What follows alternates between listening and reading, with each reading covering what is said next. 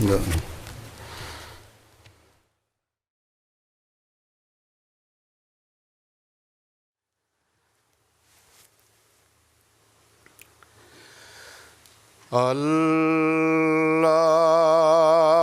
اللہ اکبر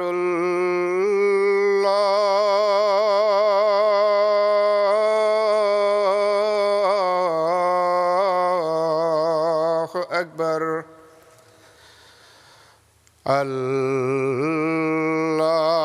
اللہ اکبر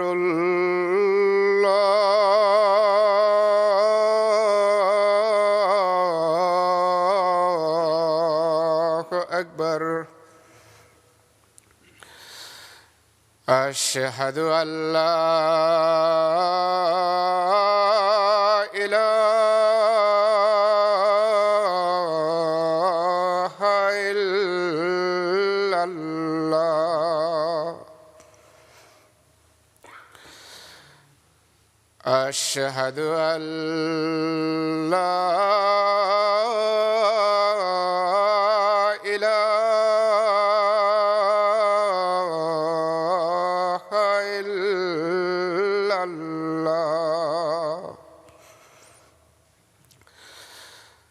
أشهد أن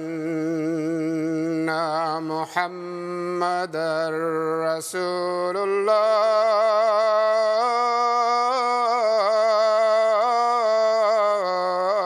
الله أشهد أن محمدًا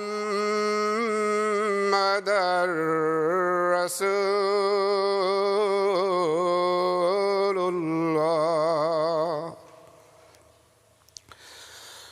حي على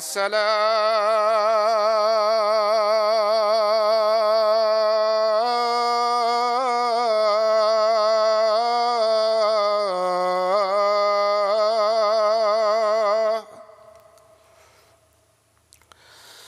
حي على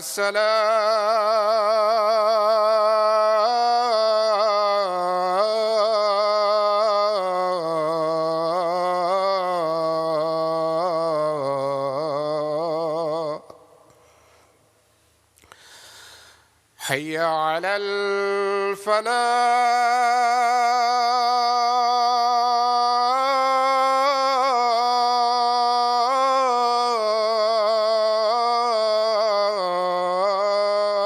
الفلاح حي على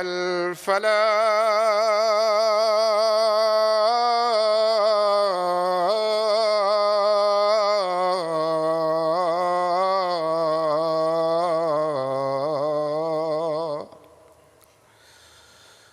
الله أكبر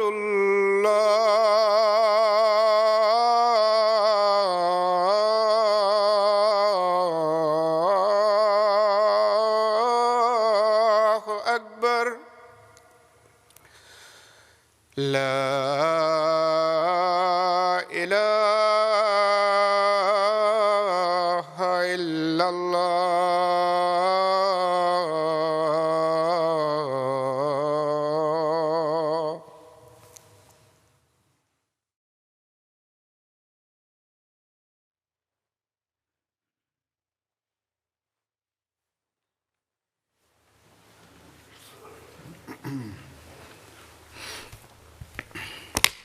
السلام علیکم ورحمۃ اللہ.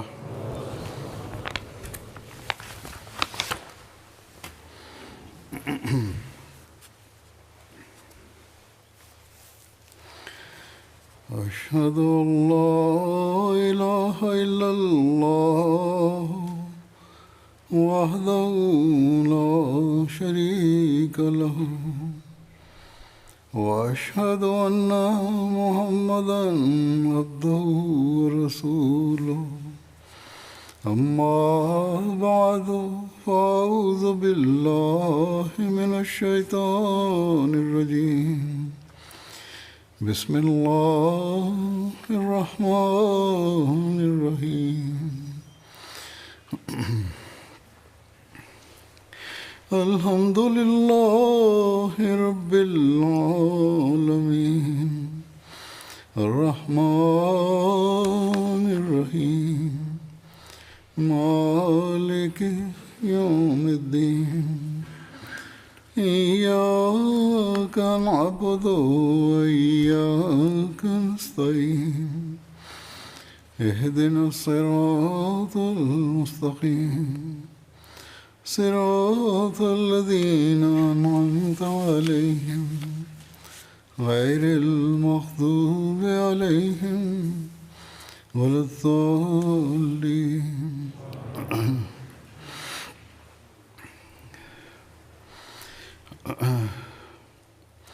آج سے قادیان کا جلسہ بھی شروع ہوا ہے اور اسی طرح بعض افریقن ممالک میں بھی جلسہ سالانہ ہو رہے ہیں. اللہ تعالیٰ ہر ملک کے جلسے کو ہر لحاظ سے برکت فرمائے. ان شاء اللہ تعالیٰ اتوار کو جلسہ کے آخری دن جو قادیان کے جلسے سے خطاب ہوگا، اس میں باقی افریقن ممالک بھی شامل ہوں گے. 7-8 ممالک ہیں اور کوشش ہوگی کہ ان کو MTA کے ذریعے یہاں براہ راست ملا بھی دیا جائے. بہرحال اب جب کہ ان ممالک میں لوگ ایک جگہ جمع ہو کر خطبہ بھی سن رہے ہوں گے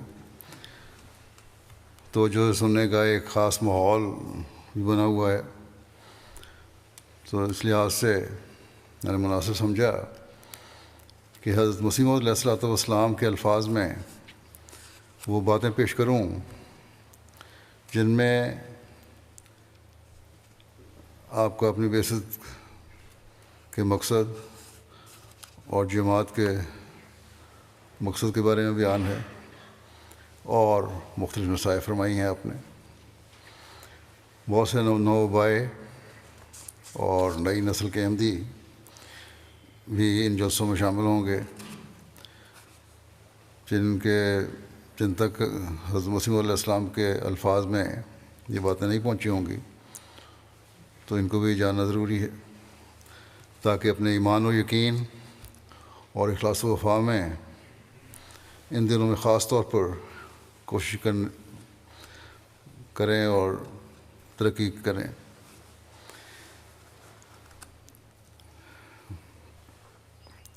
اور اللہ تعالیٰ کی مدد مانگتے ہوئے آپ کی بعثت کے مقصد اور اپنی ذمہ داریوں کا ادراک حاصل کریں. قیام سلسلہ احمدیہ کی غرض کیا تھی اور کیوں اس زمانے میں اس کا قیام ضروری تھا؟ اس بات کو بیان کرتے ہوئے حضرت اقدس مسیح موعود علیہ السلام فرماتے ہیں کہ یہ زمانہ کیسا مبارک زمانہ ہے کہ خدا تعالیٰ نے ان پر آشوب دنوں میں محض اپنے فضل سے حضرت صلی اللہ علیہ وسلم کے اظہار کے لیے یہ مبارک ارادہ فرمایا کہ غیب سے اسلام کی نصرت کا انتظام فرمایا اور ایک سلسلے کو قائم کیا.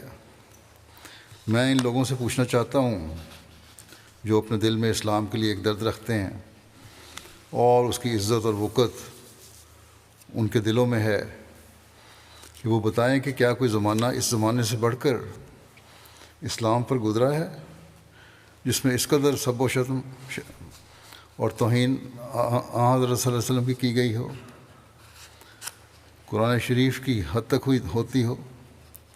پھر مجھے مسلمانوں کی حالت پر سخت افسوس اور دلی رنج ہوتا ہے اور بعض وقت میں اس درد سے بے قرار ہو جاتا ہوں کہ ان میں اتنی حس بھی باقی نہ رہی کہ اس بے عزتی کو محسوس کر لیں. کیا حضرت صلی اللہ علیہ وسلم کی کچھ بھی عزت اللہ تعالیٰ کو منظور نہ تھی جو اس قدر سب و شتم پر بھی وہ کوئی آسمانی سلسلہ قائم نہ کرتا اور ان مخالفین اسلام کے منہ بند کر کے آپ کی عظمت اور پاکیزگی کو دنیا میں پھیلاتا، جبکہ خود اللہ تعالیٰ اور اس کے ملائکہ حضرت صلی اللہ علیہ وسلم پر درود بھیجتے ہیں. تو اس توہین کے وقت اس صلات کا اظہار کس قدر ضروری ہے اور اس کا ظہور اللہ تعالیٰ نے اس سلسلے کی صورت میں کیا ہے. بس یہ ہماری ذمہ داری ہے جنہوں نے حضرت مسیح علیہ السلام کو مانا، اس سلسلے میں شامل ہوئے، کہ جہاں اپنی حالتوں کو درست کریں وہاں آن حضرت صلی اللہ علیہ وسلم پر درود بھی بھیجیں، اور ان دنوں میں خاص طور پر درود کی طرف توجہ ہونی چاہیے.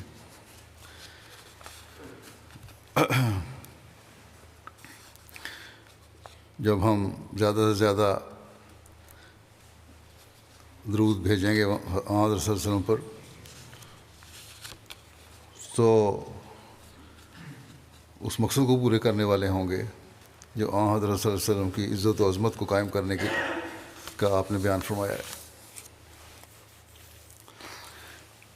پھر اپنی بعثت کی غرض کو بیان فرماتے ہوئے آپ فرماتے ہیں، مجھے بھیجا گیا ہے تاکہ میں آن حضرت صلی اللہ علیہ وسلم کی کھوئی ہوئی عظمت کو پھر قائم کروں اور قرآن شریف کی سچائیوں کو دنیا کو دکھاؤں.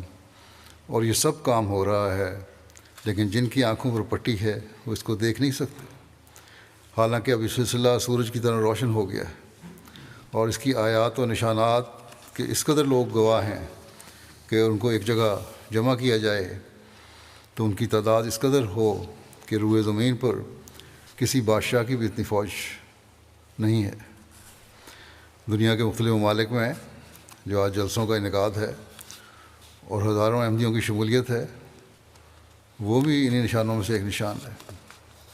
آپ فرماتے ہیں اس قدر صورتیں اس سلسلے کی سچائی کی موجود ہیں کہ ان سب کو بیان کرنا بھی آسان نہیں، چونکہ اسلام کی سخت توہین کی گئی تھی، اس لیے اللہ تعالیٰ نے اسی توہین کے لحاظ سے اس سلسلے کی عظمت کو دکھایا ہے.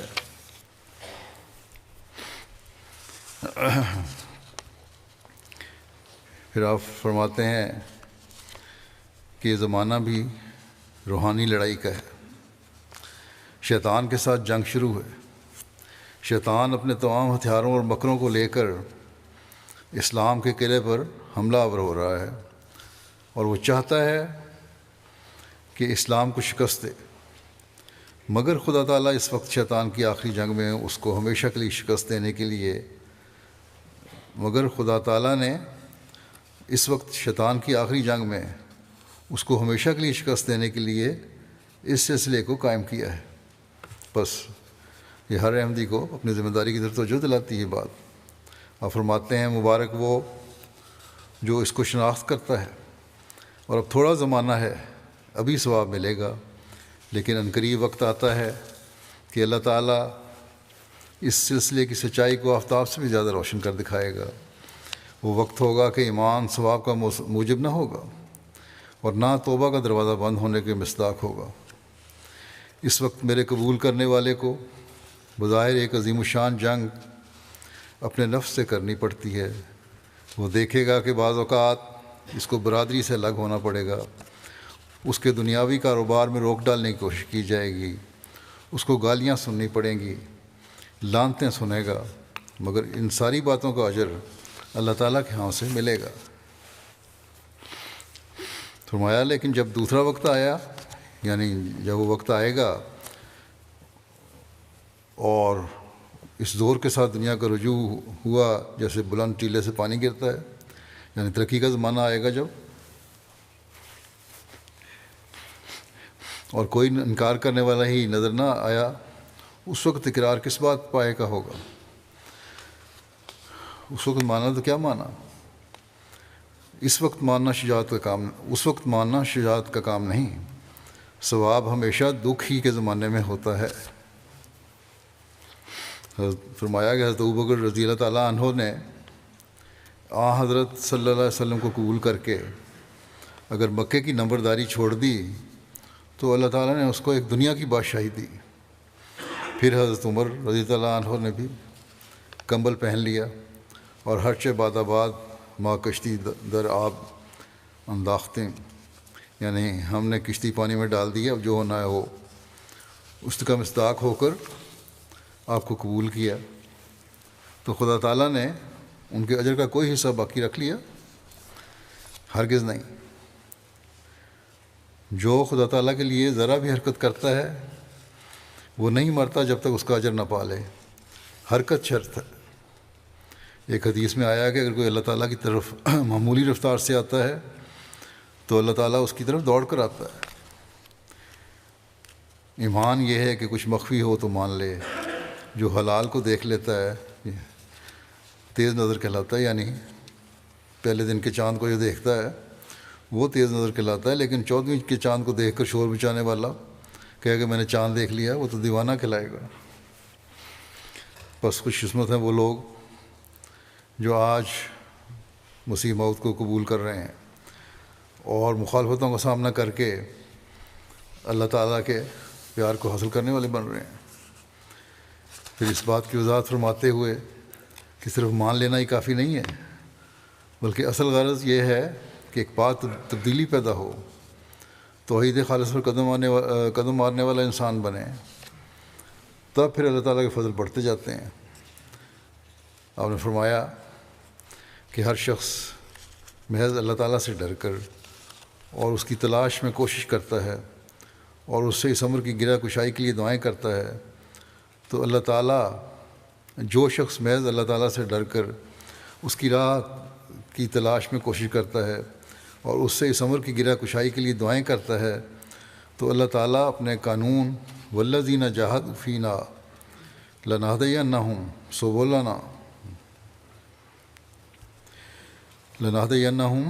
سبلنا یعنی جو لوگ ہم میں سے ہو کر کوشش کرتے ہیں ہم اپنی راہیں ان کو دکھا دیتے ہیں کہ موافق خود ہاتھ پکڑ کر راہ دکھا دیتا ہے اور اسے اطمینان قلب عطا کرتا ہے، اور اگر خود دل ظلمت کدہ ہو اور زبان دعا سے بوجھل ہو اور اعتقاد شرک و بدعت سے ملوث ہو تو وہ دعا ہی کیا ہے اور وہ طلب ہی کیا ہے جس پر نتائج حسنہ مترتب ہوں۔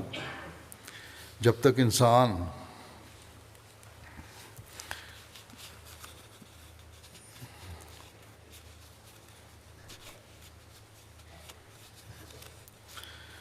انسان پاک دل اور صدق و خلوص سے تمام ناجائز رستوں اور امید کے دروازوں کو اپنے اوپر بند کر کے خدا تعالیٰ ہی کے آگے ہاتھ نہیں پھیلاتا، اس وقت تک وہ اس قابل نہیں ہوتا کہ اللہ تعالیٰ کی نصرت اور تائید اسے ملے۔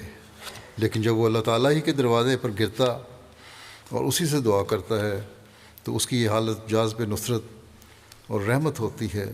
خدا تعالیٰ آسمان سے اس کے دل کے کونوں میں جھانکتا ہے، اور اگر کسی کونے میں بھی کسی قسم کی ظلمت یا شرک اور بدعت کا کوئی حصہ ہوتا ہے تو اس کی دعاؤں اور عبادتوں کو اس کے منہ پر الٹا مارتا ہے اور دیکھتا ہے کہ اس کا دل ہر قسم کی نفسانی اغراض اور ظلمت سے پاک صاف ہے، تو اس کے واسطے رحمت کے دروازے کھولتا ہے اور اسے اپنے سائے میں لے کر اس کی پرورش کا خود ذمہ لیتا ہے۔ فرمایا کہ اس سلسلے کو اللہ تعالیٰ نے خود اپنے ہاتھ سے قائم کیا ہے، اور اس پر بھی ہم دیکھتے ہیں کہ بہت سے لوگ آتے ہیں اور وہ صاحب اغراض ہوتے ہیں۔ اگر اغراض پورے ہو گئے تو خیر، ورنہ کدھر کا دین اور کدھر کا ایمان۔ بعض لوگ بیعتی مقصد کے لیے کرتے ہیں کسی، اس کی مزید وضاحت دوسری جگہ اس طرح ہوئی ہے۔ فرمایا کہ اغراض نفسانی شرک ہوتے ہیں، وہ قلب پر حجاب لاتے ہیں۔ اگر انسان نے بیعت بھی کی ہوئی ہو تو پھر بھی اس کے لیے ٹھوکر کا باعث ہوتے ہیں۔ ہمارا سلسلہ تو یہ ہے کہ انسان نفسانیت کو ترک کر کے توحید خالص پر قدم مارے۔ سچی طلب حق کی ہو، ورنہ جب وہ اصل مطلوب میں فرق آتا ہے تو دیکھے گا تو اسی وقت الگ ہو جائے گا۔ کیا صحابہ کرام نے حضرت صلی اللہ علیہ وسلم کو اسی واسطے قبول کیا تھا کہ مال و دولت میں ترقی ہو؟ نہیں۔ آپ فرماتے ہیں کہ صحابہ کی زندگی میں نظر کی جاوے تو ان میں ایک بھی ایسا واقعہ نظر نہیں آتا، انہوں نے کبھی ایسا نہیں کیا۔ ہماری بیعت تو بیعت توبہ ہی ہے، لیکن ان لوگوں کی بیعت تو سر کٹانے کی بیعت تھی صحابہ کی۔ اب میں نے واقعات بیان کیے ہیں، گزشتہ کئی لمبا ایک سلسلہ چلایا تھا صحابہ کا، خطبات کا، اس میں کس طرح وہ اپنا سر کٹاتے تھے۔ ایک طرف بیعت کرتے تھے اور دوسری طرف اپنے سارے مال و متاع، عزت و آبرو اور جان و مال سے دستکش ہو جاتے تھے، گویا کسی چیز کے بھی مالک نہیں ہیں، اور اس طرح پر ان کی کل امیدیں دنیا سے منقطع ہو جاتی تھیں۔ ہر قسم کی عزت و عظمت اور جاہ و حشمت کے حصول کے ارادے ختم ہو جاتے تھے۔ کس کو یہ خیال تھا کہ ہم بادشاہ بنیں گے یا کسی ملک کے فاتح ہوں گے؟ یہ باتیں ان کے وہم و گمان بھی نہ تھیں، بلکہ وہ تو ہر قسم کی امیدوں سے الگ ہو جاتے تھے، اور ہر وقت خدا تعالیٰ کی راہ میں ہر دکھ اور مصیبت کو لذت کے ساتھ برداشت کرنے کو تیار ہو جاتے تھے، یہاں تک کہ جان تک دینے پر آمادہ رہتے تھے۔ ان کی اپنی تو یہی حالت تھی کہ وہ اس دنیا سے بالکل الگ اور منقطع تھے، لیکن یہ الگ امر ہے کہ اللہ تعالیٰ نے ان پر اپنی عنایت کی اور ان کو نوازا، اور ان کو جنہوں نے اس راہ میں اپنا سب کچھ قربان کر دیا، ہزار چند کر دیا۔ پھر مزید ہدایت فرماتے ہوئے کہ جماعت کو قائم کرنے کا مقصد اصل توحید کو قائم کرنا اور محبت الہی پیدا کرنا ہے۔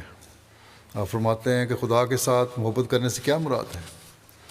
یہی کہ اپنے والدین، جورو، اپنی اولاد، اپنے نفس، غرض ہر چیز پر اللہ تعالیٰ کی رضا کو مقدم کر لیا جاوے۔ چنانچہ قرآن شریف میں آیا ہے، فاذکروا اللہ کا ذکرکم آباءکم او اشد ذکرا، یعنی اللہ تعالیٰ کو ایسا یاد کرو کہ جیسا تم اپنے باپوں کو یاد کرتے ہو، بلکہ اس سے بھی زیادہ اور سخت درجے کی محبت کے ساتھ یاد کرو۔ اب یہاں یہ امر بھی غور طلب ہے کہ خدا تعالیٰ نے یہ تعلیم نہیں دی کہ تم خدا کو باپ کہا کرو، بلکہ اس لیے یہ سکھایا ہے کہ نصارہ کی طرح دھوکہ نہ لگے اور خدا کو باپ کر کے پکارا نہ جائے۔ اور اگر کوئی کہے کہ پھر باپ سے کم درجے کی محبت ہوئی تو اس اعتراض کے رفع کرنے کے لیے او اشدہ ذکرہ رکھ دیا۔ اگر او اشدہ ذکرن نہ ہوتا تو اعتراض ہو سکتا تھا، مگر اب اس نے اس کو حل کر دیا۔ بس یہ ہے اللہ تعالیٰ کی محبت جو ایک مومن کے دل میں ہونی چاہیے، کہ تمام دنیاوی رشتوں سے زیادہ خدا کی محبت ہو۔ ہمیں اپنے جائزے لینے چاہیے، کیا یہ محبت ہم اپنے اندر پیدا کرنے کی کوشش کر رہے ہیں، یا کیا اس کے لیے ہمارے دل میں کوئی خواہش اور تڑپ ہے۔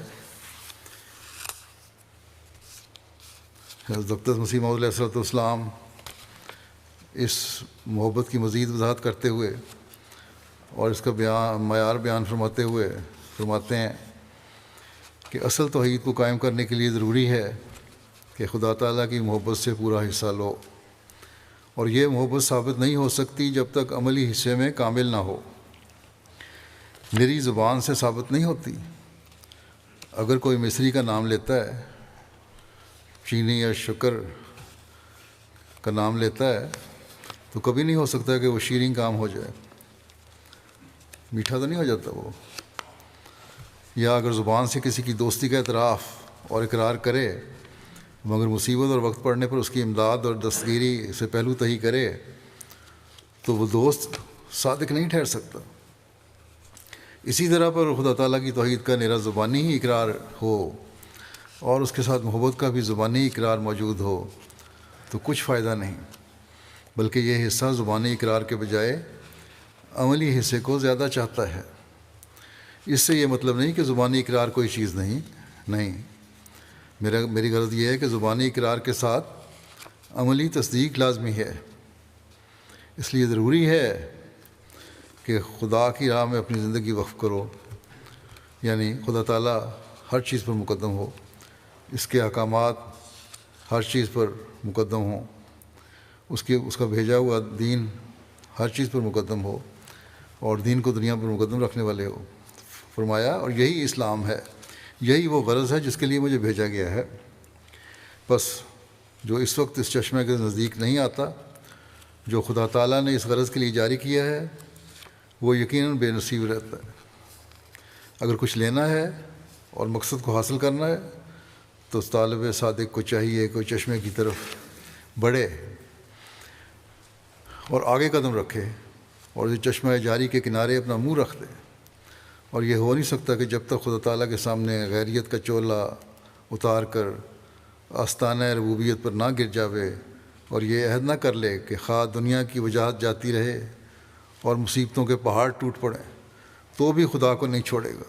کچھ بھی ہو جائے اللہ تعالیٰ کو نہیں چھوڑنا, اور خدا تعالیٰ کی راہ میں ہر قسم کی قربانی کے لیے تیار رہے گا. ابراہیم علیہ السلام کا یہی عظیم الشان اخلاص تھا کہ بیٹے کی قربانی کے لیے تیار ہو گیا. اسلام کا منشا یہ ہے کہ بہت سے ابراہیم بنائے, بس تم میں سے ہر ایک کوشش کرنی چاہیے کہ ابراہیم بنو.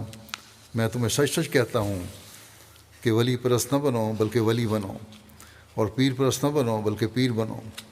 تم ان راہوں سے آؤ بے شک وہ تنگ رہے ہیں. یعنی اپنا مقام وہ رہو, یہ نہیں کہ پیری مریدی شروع کر دو, بلکہ اپنے آپ کو اس سطح پر لے کے جاؤ جہاں ولی بنے انسان کہلائے, جہاں لوگ کہیں کہ ہاں یہ وہ شخص ہے جو نیک کام کرتا ہے, اس کی پیروی کرنی چاہیے. فرمایا کہ تم ان راہوں سے آؤ بے شک وہ تنگ رہے ہیں, لیکن ان سے داخل ہو کر راحت اور آرام ملتا ہے. مگر یہ ضروری ہے کہ اس دروازے سے بالکل ہلکے ہو کر گزرنا پڑے گا. اگر بہت بڑی گٹھڑی سر پر ہو تو مشکل ہے. یعنی اگر دنیاوی خواہشات کی اور دنیاوی ترجیحات کی گٹھڑی سر پہ اٹھائی ہوئی ہے اور دنیا غالب ہے, دین پیچھے ہے, تو پھر یہاں سے گزرنا بہت مشکل ہے. اگر گزرنا چاہتے ہو تو اس گٹھڑی کو, جو دنیا کے تعلقات اور دنیا کو دین پر مقدم کرنے کی گٹھڑی ہے, پھینک دو. ہماری جماعت خدا کو خوش کرنا چاہتی ہے تو اس کو چاہیے کہ اس کو پھینک دے. تم یقیناً یاد رکھو کہ اگر تم میں وفاداری اور اخلاص نہ ہو تو تم جھوٹے ٹھہرو گے اور خدا تعالیٰ کے حضور راست باز نہیں بن سکتے. ایسی صورت میں دشمن سے پہلے وہ ہلاک ہوگا جو وفاداری کو چھوڑ کر غداری کی راہ اختیار کرتا. خدا تعالیٰ فریب نہیں کھا سکتا اور نہ کوئی اسے فریب دے سکتا ہے. اس لیے ضروری ہے کہ تم سچا اخلاص اور صدق پیدا کرو. پھر توحید کے قیام کے ساتھ اللہ تعالیٰ سے محبت کے ساتھ اللہ تعالیٰ کے حبیب کے ساتھ عشق کا تعلق بھی ضروری ہے, جن کے ذریعے اللہ تعالیٰ نے ہمیں اپنی توحید کے راستے دکھائے. چنانچہ حضرت صلی اللہ علیہ وسلم سے تعلق اور آپ کی عزت و عظمت کو قائم کرنے کی طرف توجہ دلاتے ہوئے آپ ایک جگہ فرماتے ہیں کہ اللہ تعالیٰ نے اس جماعت کو اسی لیے قائم کیا ہے کہ حضرت صلی اللہ علیہ وسلم کی نبوت اور عزت کو دوبارہ قائم کریں. غیروں کی مثال دیتے ہوئے جو پیر پرستی میں ڈوبے ہوئے ہیں, قبروں کے پوجنے والے ہیں, اور پھر یہ دعویٰ کہ ہم حضرت صلی اللہ علیہ وسلم کے ساتھ عشق میں فنا ہیں اور ہمیں کافر کہنے والے ہیں, اور اس بات کا اعلان کرتے ہیں کہ یہ نعمدی نعوذ باللہ حضرت صلی اللہ علیہ وسلم کی توہین کے مرتکب ہوئے ہیں. تو ان کے بارے میں بیان فرماتے ہیں کہ ایک شخص جو کسی کا عاشق کہلاتا ہے, اگر اس جیسے ہزاروں اور بھی ہوں تو اس کے عشق و محبت کی خصوصیت کیا رہی. یعنی ایک شخص عاشق کہلاتا ہے کسی کا, لیکن ساتھ ہی بہت سارے اور معشوق بھی بنائے ہوئے ہیں, تو پھر جسے عشق کر رہا ہے اس کی خصوصیت کیا رہی. تو پھر اگر یہ رسول اللہ صلی اللہ علیہ وسلم کی محبت اور عشق میں فنا ہے, یہ لوگ جو دعویٰ کرتے ہیں کہ ہمیں آن وسلم سے عشق ہے, اگر حضرت صلی اللہ علیہ وسلم کی عشق میں فنا ہے جیسا کہ یہ دعویٰ کرتے ہیں, تو یہ کیا بات ہے کہ ہزاروں خانقاہوں اور مزاروں کی پرستش کرتے ہیں. بہت ساری خانقاہیں ہیں, مزار ہیں جن پہ جاتے ہیں, چڑھاوے چڑھاتے ہیں, دعائیں کرتے ہیں, بلکہ سجدے بھی کر لیتے ہیں. فرمایا کہ مدینہ طیبہ تو جاتے ہیں مگر اجمیر اور دوسری خانقاہوں پر ننگے سر اور ننگے پاؤں جاتے ہیں. پاک پتن کی کھڑکیوں میں سے گزر جانا ہی نجات کے لیے کافی سمجھتے ہیں. کسی نے کوئی جھنڈا کھڑا کر رکھا ہے, کسی نے کوئی اور صورت اختیار کر رکھی ہے. ان لوگوں کے عرسوں اور میلوں کو دیکھ کر ایک سچے مسلمان کا دل کانپ جاتا ہے کہ یہ انہوں نے کیا بنا رکھا ہے. بر صغیر ہندوستان پاکستان میں یہ چیزیں عام نظر آتی ہیں. اگر خدا تعالیٰ کو اسلام کی غیرت نہ ہوتی اور ان الدین عند اللہ الاسلام ہو, خدا کا کلام نہ ہوتا اور اس نے نہ فرمایا ہوتا کہ انا نحن نزلنا الذکر و انا لہو لحافظون, تو بے شک آج وہ حالت اسلام کی ہو گئی تھی کہ اس کے مٹنے میں کوئی بھی شبہ نہیں ہو سکتا تھا، مگر اللہ تعالیٰ کی غیرت نے جوش مارا اور اس کی رحمت اور وعدہ حفاظت نے تقاضا کیا کہ رسول اللہ صلی اللہ علیہ وسلم کے بروز کو پھر نازل کرے اور اس زمانے میں آپ کی نبوت کو نئے سرے سے زندہ کر کے دکھا دے۔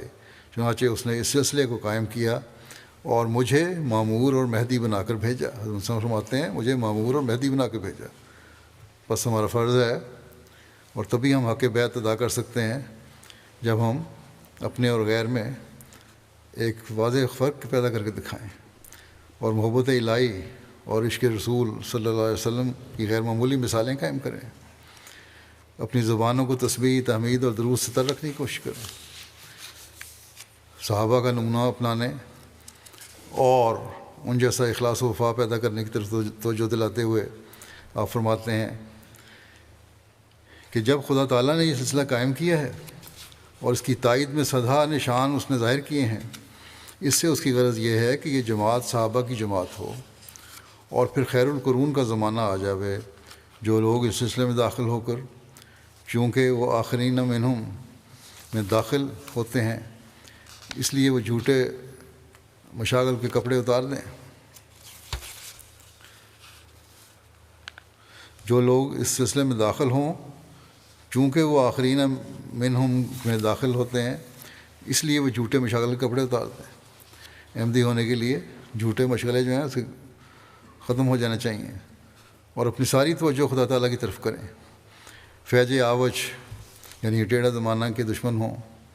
اسلام پر 3 زمانے گزرے ہیں، ایک قرون ثلاثہ، اس کے بعد فیض آوج کا زمانہ جس کی بابت رسول اللہ صلی اللہ علیہ وسلم نے فرمایا کہ لیسو منی ولست منہم، یعنی نہ وہ مجھ میں سے ہیں اور نہ میں ان سے ہوں۔ اور تیسرا زمانہ مسیح موعود کا زمانہ ہے جو رسول اللہ صلی اللہ علیہ وسلم ہی کے زمانے سے ملک ہے، بلکہ حقیقت میں یہ رسول اللہ صلی اللہ علیہ وسلم کا زمانہ ہے۔ فیض آوج کا ذکر اگر رسول اللہ صلی اللہ علیہ وسلم نام بھی فرماتے تو یہی قرآن شریف ہمارے ہاتھ میں ہے، اور آخرین منہم لما یلحقوا بہم صاف ظاہر کرتا ہے کہ کوئی زمانہ ایسا بھی ہے جو صحابہ کے مشرب کے خلاف ہے، یعنی ان کے عمل مختلف ہیں اس کے، اور واقعات بتا رہے ہیں کہ اس 1000 سال کے درمیان اسلام بہت ہی مشکلات اور مصائب کا نشانہ رہا ہے، دین بگڑتا گیا ہے، محدود چند کے سوا سب نے اسلام کو چھوڑ دیا اور بہت سے فکرے معتزلہ اور اباحتی وغیرہ پیدا ہو گئے۔ فرماتے ہیں کہ ہم کو اس بات کا اعتراف ہے کہ کوئی زمانہ ایسا نہیں گزرا کہ اسلام کی برکات کا نمونہ موجود نہ ہو، مگر وہ ابدال اور اولیاء اللہ جو اس درمیانی زمانے میں گزرے ان کی تعداد اس قدر قلیل تھی کہ ان کروڑوں انسانوں کے مقابلے میں جو صراط مستقیم سے بھٹک کر اسلام سے دور جا پڑے تھے کچھ بھی چیز نہ تھے۔ اس لیے رسول اللہ صلی اللہ علیہ وسلم نے نبوت کی آنکھ سے اس زمانے کو دیکھا اور اس کا نام فیض آوج رکھ دیا۔ مگر اب اللہ تعالیٰ نے ارادہ فرمایا ہے کہ ایک اور گروہ کثیر کو پیدا کرے جو صحابہ کا گروہ کہلائے، مگر چونکہ خدا تعالیٰ کا قانون قدرت یہی ہے کہ اس کے قائم کردہ سلسلے میں تدریجی ترقی ہوا کرتی ہے، اس لیے ہماری جماعت کی ترقی بھی تدریجی اور کزرن یعنی کھیتی کی طرح ہوگی، جس طرح کھیتی ایسے ایسے بڑھتی ہے اس طرح بڑھے گی، اور وہ مقاصد اور مطالب اس بیج کی طرح ہیں جو زمین میں بویا جاتا ہے۔ وہ مراتب اور مقاصد عالیہ جن پر اللہ تعالیٰ اس کو پہنچانا چاہتا ہے ابھی بہت دور ہیں، وہ حاصل نہیں ہو سکتے جب تک وہ خصوصیت پیدا نہ ہو جو اس سلسلے کے قیام سے خدا کا منشا ہے۔ توحید کے اقرار میں بھی خاص رنگ ہو، تبتل اللہ ایک خاص رنگ کا ہو، ذکر الہی میں خاص رنگ ہو، حقوق اخوان یعنی اپنے بھائیوں کے حق ادا کرنے میں ایک خاص رنگ ہو۔ بس یہ ہیں ہمارے مقصد جن کو حاصل کرنے کے لیے ہمیں کوشش کرنی چاہیے، اور تبھی جماعتی ترقیات بھی ہم دیکھیں گے۔ پھر ہمیں قرآن کریم کی خاص توجہ اور سمجھ کر پڑھنے کی طرف توجہ دلاتے ہوئے آپ فرماتے ہیں یاد رکھنا چاہیے کہ قرآن شریف نے پہلی کتابوں اور نبیوں پر احسان کیا ہے جو ان کی تعلیموں کو جو قصے کے رنگ میں تھیں علمی رنگ دے دیا۔ میں سچ سچ کہتا ہوں کہ کوئی شخص ان قصوں اور کہانیوں سے نجات نہیں پا سکتا جب تک وہ قرآن شریف کو نہ پڑھے، کیونکہ قرآن شریف ہی کی یہ شان ہے کہ وَإِنَّهُ لَقَوْلٌ فَصْلٌ إِنَّهُ لَقَوْلٌ فَصْلٌ وَمَا هُوَ بِالْهَزْلِ، یعنی یقیناً وہ ایک فیصلہ کن کلام ہے اور ہرگز کوئی بیہودہ کلام نہیں ہے، وہ میزان، مہیمن، نور اور شفا اور رحمت ہے۔ جو لوگ قرآن شریف کو پڑھتے اور قصہ سمجھتے ہیں انہوں نے قرآن شریف نہیں پڑھا بلکہ اس کی بے حرمتی کی ہے۔ ہمارے مخالف کیوں ہماری مخالفت میں اس قدر تیز ہوئے ہیں؟ صرف اس لیے کہ ہم قرآن شریف کو جیسا کہ خدا تعالیٰ نے فرمایا ہے کہ وہ سراسر نور، حکمت اور معرفت ہے دکھانا چاہتے ہیں، اور وہ کوشش کرتے ہیں قرآن شریف کو ایک معمولی قصے سے بڑھ کر وقت نہ دیں۔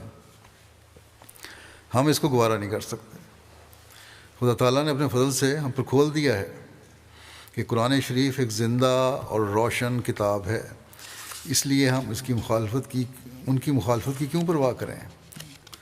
غرض میں بار بار اس امر کی طرف ان لوگوں کو جو میرے ساتھ تعلق رکھتے ہیں نصیحت کرتا ہوں کہ خدا تعالیٰ نے اس سلسلہ کو کشف حقائق کے لیے قائم کیا ہے، یعنی حقائق اظہار کے لیے ظاہر کرنے کی قائم کیا ہے، اور جس کی سمجھ قرآن کریم سے ہی ہمیں مل سکتی ہے، اس کا ادراک اور فہم ہمیں قرآن کریم سے مل سکتا ہے، کیونکہ بدوں اس کے عملی زندگی میں کوئی روشنی اور نور پیدا نہیں ہو سکتا۔ اور میں چاہتا ہوں کہ عملی سچائی کے ذریعے اسلام کی خوبی دنیا پر ظاہر ہو، جیسا کہ خدا نے مجھے اس کام کے لیے مأمور کیا ہے۔ اس لیے قرآن شریف کو کثرت سے پڑھو، مگر نرا قصہ سمجھ کر نہیں بلکہ ایک فلسفہ سمجھ کر، پر اس کے مطالب اور معنی اور تفسیر کی طرف ہر احمدی کو توجہ دینی چاہیے۔ پھر نیک اعمال کی طرف مزید توجہ دلاتے ہوئے، اور اس کی تعریف کیا ہے نیک عمل کی؟ آپ فرماتے ہیں قرآن شریف میں اللہ تعالیٰ نے ایمان کے ساتھ عمل صالح بھی رکھا ہے۔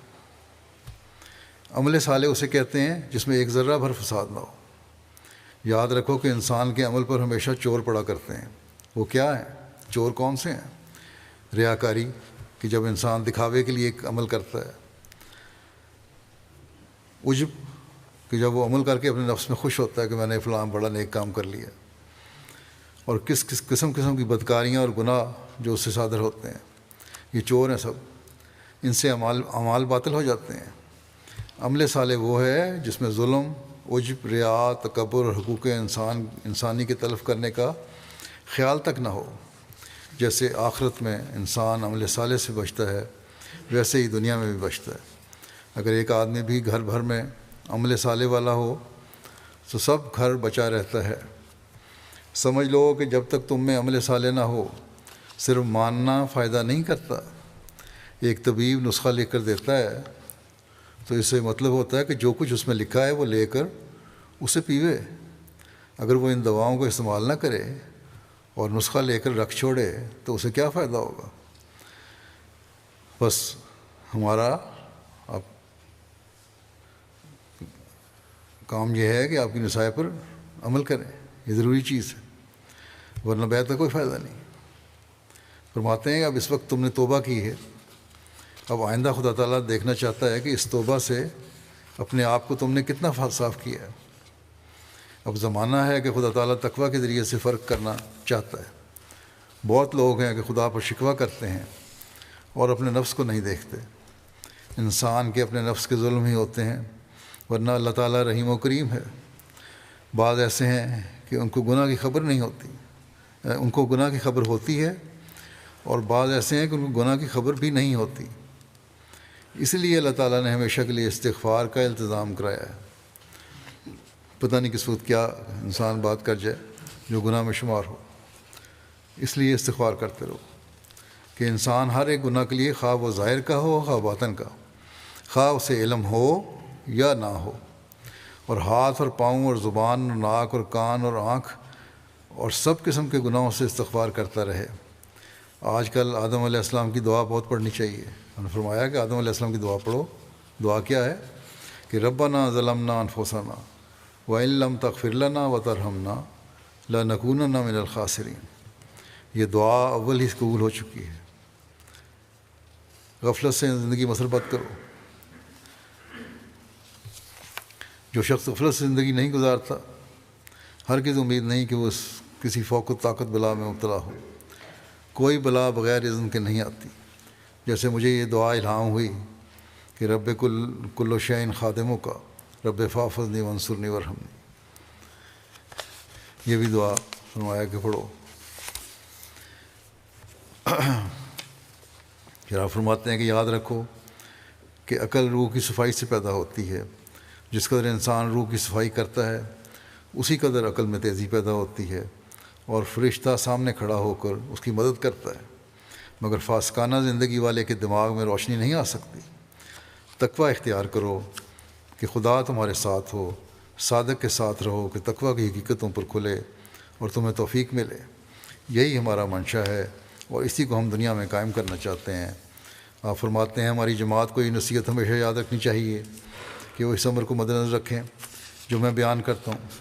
مجھے ہمیشہ اگر کوئی خیال آتا ہے تو یہی آتا ہے کہ دنیا میں تو رشتے ناطے ہوتے ہیں، بعض ان میں سے خوبصورتی کے لحاظ سے ہوتے ہیں، بعض خاندان یا دولت کے لحاظ سے، اور بعض طاقت کے لحاظ سے، لیکن جناب الہی کو ان امور کی پرواہ نہیں۔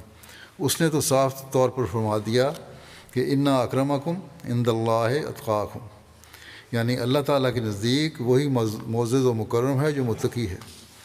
اب جو جماعت اتقیا ہے خدا اس کو ہی رکھے گا اور دوسروں کو ہلاک کرے گا۔ یہ نازک مقام ہے اور اس جگہ پر دو کھڑے نہیں ہو سکتے کہ متقی بھی وہیں رہے اور شریر اور ناپاک بھی وہیں۔ ضرور ہے کہ متقی کھڑا ہو اور خبیث ہلاک کیا جاوے، اور چونکہ اس کا علم خدا کو ہے کہ کون اس کے نزدیک متقی ہے، بس یہ بڑے خوف کا مقام ہے۔ خوش قسمت ہے وہ انسان جو متقی ہے، اور بدبخت ہے وہ جو لعنت کے نیچے آیا ہے۔ بس ہر وقت توبہ اور استغفار اور اللہ تعالیٰ کی پناہ میں آنے کی اور شیطان سے بچنے کی ہمیں کوشش کرتے رہنا چاہیے۔ فرماتے ہیں اس سلسلے میں داخل ہو کر تمہارا وجود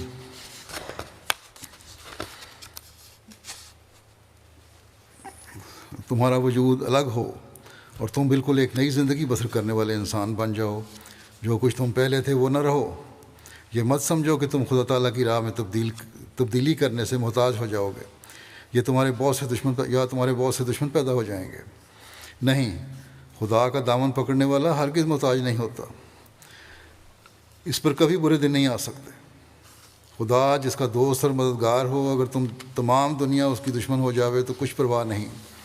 مومن اگر مشکلات میں بھی پڑے تو وہ ہرگز تکلیف میں نہیں ہوتا، بلکہ وہ دن اس کے لیے بہشت کے دن ہوتے ہیں۔ خدا کے فرشتے ماں کی طرح اسے گود میں لے لیتے ہیں۔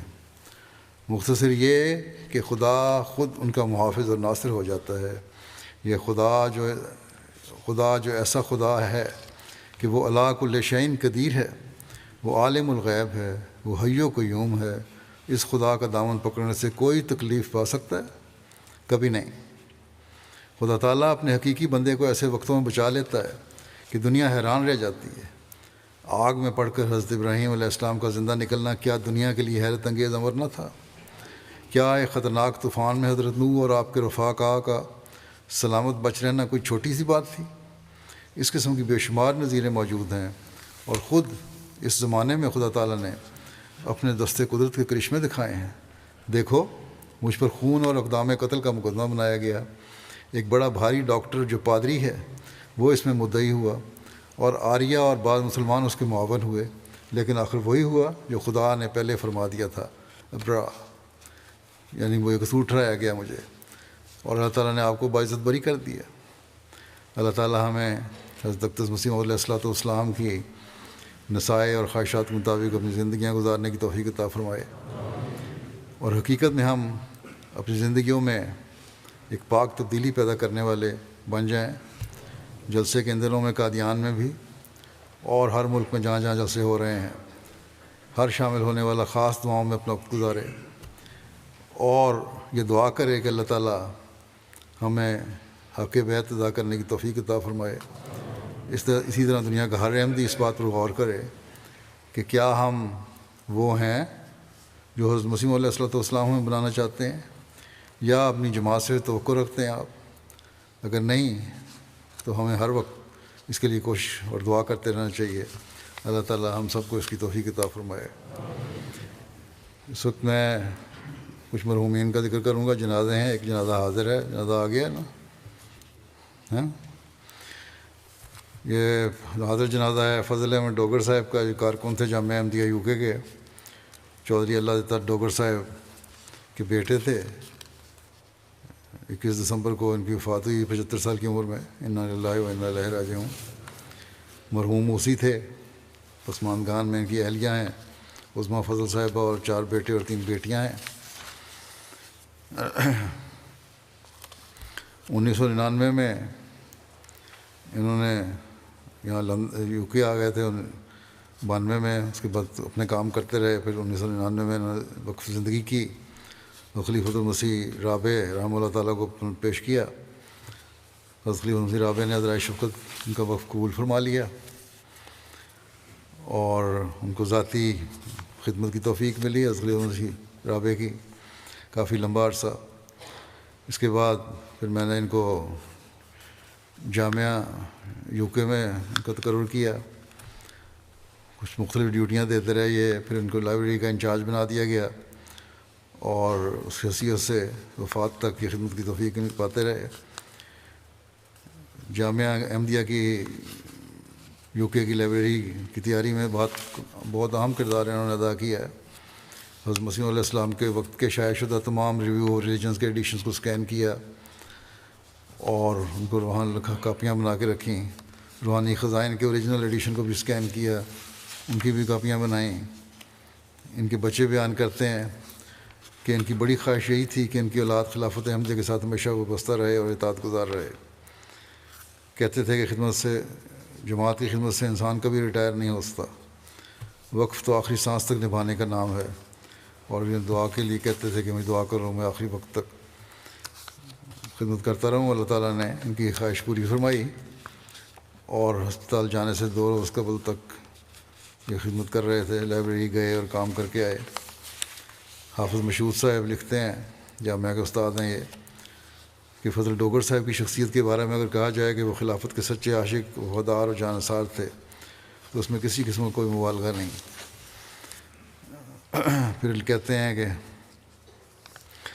فضل ڈوگر صاحب حقیقی واقف زندگی تھے جنہیں ہم نے ہر وقت جامعہ احمدیہ کی لائبریری کو اپنے بچوں کی طرح نکھارتے اور سنوارتے ہوئے دیکھا ہے. پرانے مسودات لا کر انہیں اسکین کرتے اور ان کی دیدہ زیب جلد کروا کر لائبریری کی زینت بناتے. بلا شبہ یہ ان کی انتھک محنت ہی تھی کہ جامعہ احمدیہ کی لائبریری میں اس وقت 25,000 سے زائد کتب موجود ہیں جبکہ وسائل انتہائی محدود ہیں. حضرت خلیفۃ المسیح رابع نے بھی ان کا ایک خطبہ میں جو میرے والد حضرت مرزا منصور احمد صاحب کی وفات کے وقت دیا تھا اس میں ذکر کیا تھا اور ان کا شکریہ ادا کیا تھا, ان کی کاموں کی تعریف کی تھی. جلسہ کی ڈیوٹیاں یہ دیتے رہے ہمیشہ, میرے ساتھ بھی دیتے رہے ربا میں جلسہ کی ڈیوٹیاں, اور ہمیشہ ان کو میں نے بڑی محنت سے اور رات دن ایک کر کے کام کرتے دیکھا ہے. کوئی فکر نہیں ہوتی تھی. ان کے داماد ہیں شاہد اقبال, صدر خدا احمدیہ ہیں, سوئٹزرلینڈ کے یا رہے ہیں. یہ کہتے ہیں کہ جب بھی بات ہوتی ہمیشہ مجھے یہ کہتے ہیں کہ نماز پڑھی کہ نہیں, نمازوں کی تلقین کیا کرتے تھے اور اس طرف خاص توجہ دلاتے رہتے تھے. اللہ تعالیٰ ان سے مغفرت و رحم کا سلوک فرمائے اور ان کی اولاد کو بھی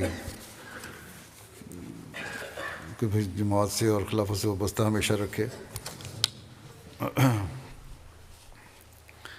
دوسرا جنازہ جو ہے غائب ہے وہ ہے ملک منصور احمد عمر صاحب کا, جو مربی سلسلہ تھے روضہ میں. گزشتہ دنوں ان کی وفات ہوئی 80 سال کی عمر میں. انا للہ و انا الیہ راجعون. اللہ تعالیٰ کے فضل سے موسی تھے. 1970 میں جامعہ پاس کیا. اس کے بعد آپ نے عربی فاضل کا امتحان بھی پاس کیا. 71 سے 73 تک آپ نے نمل یونیورسٹی اسلام آباد سے جرمن زبان کا ڈپلومہ لیا. پہلے پاکستان میں مختلف جگہوں پہ ان کو تقرری ہوئی. پھر جنوری 74 میں جرمنی میں بھجوایا گیا ان کو مبلغ کے طور پر. وہاں تقریباً یہ 1.5 سال رہے. پھر واپس آ کے پھر پاکستان میں مختلف جگہوں پر ان کی تقرری ہوئی. پھر اکتوبر 83 میں ان کو دوبارہ جرمنی بھجوایا گیا، جہاں 86 تک یہ بطور امیر اور مشنری انچارج خدمت کی توفیق پاتے رہے۔ اس دوران یہ اسائلم پر آنے والوں کی زبان بھی سکھاتے تھے اور ان کی مدد بھی کرتے رہے۔ شعبہ رشتہ ناطہ میں بھی رہے، جرمن زبان جامعہ میں پڑھاتے رہے۔ تقریباً 46 سال تک انہوں نے وقف زندگی کے طور پر خدمت کی توفیق پائی۔ ان کی ایک بیٹی فائزہ رئیس، منیس رئیس صاحب مشنری انچارج جاپان کی اہلیہ ہیں، اور ایک بیٹا صباح ظفر ملک مربی سلسلہ ہیں۔ باقی اولاد بھی ہے ان کی۔ اللہ تعالیٰ ان سے مغفرت اور رحم کو سلوک فرمائے۔ تیسرا ذکر ہے مکرم عیسیٰ جوزف صاحب مولم سلسلہ گیمبیا کا۔ یہ بھی جنازہ غائب ہے۔ دسمبر میں گزشتہ دنوں میں ان کی 61 سال کی عمر میں وفات ہوئی۔ انا للہ و انا الیہ راجعون۔ وہاں کے نائب امیر مبلغ انچارج لکھتے ہیں کہ بہت ہی کامیاب مبلغ تھے۔ جامعہ سے فارغ التحصیل بھی نہیں تھے، لیکن جماعت کے شدائی تھے، ایک سپاہی کی طرح ہمیشہ کام کرنے کے لیے تیار رہتے تھے۔ کہا کرتے تھے کہ حضرت مسیح علیہ السلام کے فوج کے ادنا سپاہی ہیں، اور جو بھی جماعت ان کو حکم دے وہ بجا لانے کے لیے تیار ہیں۔ جلسہ اور دوسری جماعتی پروگراموں میں ہمیشہ اپنے افراد جماعت کے ساتھ رہتے اور ان کے سوالات کے جوابات دیتے اور ان کی تربیت کرتے تھے۔ انہوں نے بتایا کہ وہ پاکستانی احمدیوں کی قربانیوں کو رشک کی نگاہ سے دیکھتے ہیں اور ہمیشہ ان کے لیے دعا کرتے ہیں اور ان کی عزت کرتے ہیں۔ خلافت سے خاص محبت کا تعلق تھا۔ دعاؤں کے لیے خطوط لکھا کرتے تھے اور جوابات جب ملتے تھے تو بڑی محبت اور پیار سے ان کا ذکر کیا کرتے تھے۔ خلافت سے محبت انہوں نے اپنے بچوں میں بھی پیدا کی ہے، اور بچوں سے بھی کو بھی یہ کہتے ہیں کہ خلیفہ وقت کو خط لکھا کرو۔ مربی سلسلہ ہیں سیرالیون میں آج کل، وہ کہتے ہیں، یہ بھی گیمبیا میں رہے ہیں، سید سعید صاحب، کہ یہ پیدا تو سینیگال میں ہوئے تھے اور اس کے بعد یہ گیمبیا آ گئے، اور ملازمت کے سلسلے میں یا پھر پڑھ کے، اور سینئر سیکنڈری اسکول ناصر احمدیہ سیکنڈری اسکول میں فرینچ ٹیچر کے طور پر خدمات سر انجام دے رہے تھے۔ اسی دوران انہوں نے احمدیت قبول کی، پھر اخلاص و وفا میں قدم آگے بڑھاتے چلے گئے۔ 1997 میں خلیفۃ مسیح رابع رحمہ اللہ کے زیر ارشاد تمام سینٹرل سٹاف نے گیمبیا چھوڑ دیا تو انہیں ناصر احمدیہ سیکنڈری اسکول کا پرنسپل بنا دیا گیا۔ اس حیثیت میں نمایاں خدمات انجام دیں۔ اس کے بعد ان کو ایریا مشنری بنا دیا گیا، اور اس وقت وفات تک وہ اسی پہ قائم رہے۔ عیسیٰ جوزف صاحب کے ذریعے کئی پیاسی روحیں احمدیت کی آغوش میں آئیں۔ دینی علم بھی بہت تھا ان کا، خود پڑھ کے انہوں نے علم حاصل کیا۔ غیر احمدیوں کے ساتھ بہت اچھے تعلقات تھے، اس لیے اکثر علاقے کے چیف امام ان کی بہت عزت کرتے تھے، اور اگر کوئی علاقے میں احمدیت کی مخالفت یا شرارت کرنا چاہتا تو بعض دفعہ یہ شریف الطبع لوگ مقابلے پہ آ جاتے، ڈٹ جاتے، اور مخالفین کو منہ کی کھانی پڑتی۔ یہ لکھتے ہیں کہ ان کی ایک خوبی ان کا صاحب علم ہونا تھا۔ ان کا مطالعہ بڑا وسیع تھا، جیسا کہ میں نے کہا، اور جماعتی لٹریچر پر عبور حاصل تھا۔ جلسہ سالانہ کے دوران کئی دفعہ انہیں تقاریر کے موقع بھی نصیب ہوئے۔ اسی طرح جماعتی رسائل میں ان کے مضامین شائع ہوتے تھے۔ عاجزی اور انکساری ان کا خاص فصل تھا۔ آپ صاحب الرائے بھی تھے، اور ہمیشہ عام فیصلوں میں شامل کیا جاتا تھا ان کو، اور ان کی اکثر رائے درست پائی جاتی تھی۔ تہجد گزار تھے، دعا گو تھے، کثرت سے سچی خوابیں آیا کرتی تھیں، اور جب بھی کوئی ان کو دعا کے لیے کہتا تو اسے مشورہ دیتے کہ پہلے خلیفہ وقت کو دعا کا خط لکھو، اور پھر خود بھی دعا کرتے۔ پھر گیمبیا کے مبلغ ہیں مسعود صاحب، وہ کہتے ہیں تبلیغ کا ان کو بہت شوق تھا۔ کئی گھنٹوں کا سفر کر کے دور دراز گاؤں میں جایا کرتے تھے۔ نہایت نفیس طبیعت کے مالک تھے، ہنس مکھ تھے، خوشی ہو یا غمی، بیماری ہو یا پریشانی، ہر وقت مسکراتے رہتے تھے۔ ہر ایک سے مسکراتے چہرے سے ملتے تھے، ہر ایک کے ساتھ ایسے اتفاق اور گرم جوشی سے ملتے کہ وہ سمجھتا ہے کہ بس مجھ سے ہی پیار ہے ان کو. بہت رحم دل اور نرم و شفیق تھے. کبھی کسی کی غیبت نہیں کرتے تھے اور کسی معاملے میں نہ کسی کے معاملے میں دخل دیتے. اطاعت بے انتہا کرتے اپنے افسران کی. ماتحتوں کا خیال رکھتے، ان کی حوصلہ افزائی کرتے. اور کہتے ہیں جب بھی ان سے کبھی پتہ کرایا، رابطہ کرنے کی کوشش کی تو پتہ لگتا تھا فارغ دنوں میں کہ یہ تبلیغ کے لیے باہر نکلے ہوئے ہیں. واٹس ایپ اسٹیٹس پر قرآنی آیات، حضرت محمد مصطفیٰ صلی اللہ علیہ وسلم کی حدیث، حضرت مسیح علیہ الصلوۃ والسلام اور خلفاء کی تبلیغی اور تربیتی پوسٹ اور خلفاء کی تصاویر ہر روز باقاعدگی سے لگاتے اور احمدی اور غیر احمدی لوگوں کو بھیجتے تھے. تبلیغ کا بے انتہا شوق تھا. اللہ تعالیٰ ان سے مغفرت و رحم کو سلوک فرمائے. ان کی اولاد کی ان کو بھی ان کی نیکیاں جاری رکھنے کی توفیق عطا فرمائے.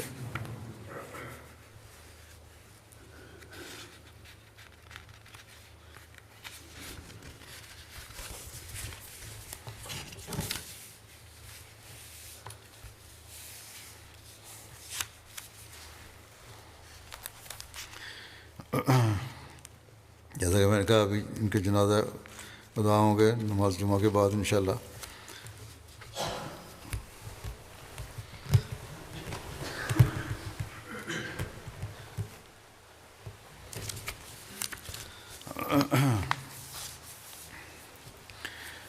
الحمد لله نحمده ونستعينه ونستغفره ونؤمن به ونتوكل عليه ونعوذ بالله